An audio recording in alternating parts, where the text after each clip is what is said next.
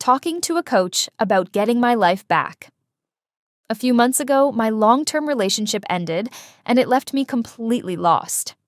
At first, I thought I was handling it okay, but over time, I realized I wasn't. My daily routines fell apart. I couldn't sleep, so I started staying up all night, eating junk food, and avoiding anything that reminded me of the breakup. To cope, I turned to something that felt harmless at first: video games. It started with an hour or two in the evening, but soon it became my whole evening, and sometimes the whole night. I stopped meeting friends, ignored messages, and even skipped work deadlines.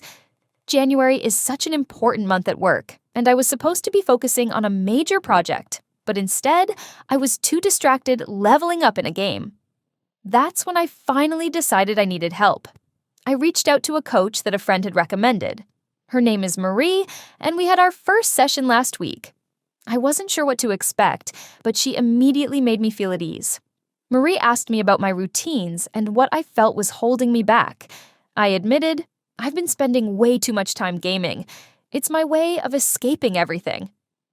She didn't judge me. Instead, she asked, "What are you avoiding? What's something you're supposed to be focusing on instead? What are the things you should be doing to get your life back on track?" Her questions really hit me. I told her about my job, my friendships, and how I wasn't taking care of myself anymore. She nodded and said, "Let's start small.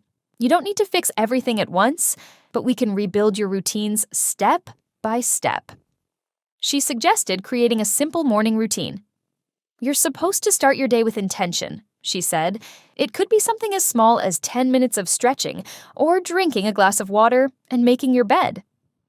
Then she looked at me seriously and said, "If gaming is getting in the way of your life, it's time to stop completely. Addictions can't just be managed. You need to replace them with healthier habits." She asked me to list 3 things I enjoy doing that don't involve gaming. I picked walking outside, journaling, and skateboarding. Marie smiled and said, "Great. Whenever you feel the urge to game, do one of these instead. Let's create a new routine that doesn't include gaming at all." It's been a week, and honestly, it's been tough. I still get the urge to grab my controller and escape. But now, when I feel that way, I grab my skateboard and head outside for a bit instead. Or I write in my journal about what I'm feeling.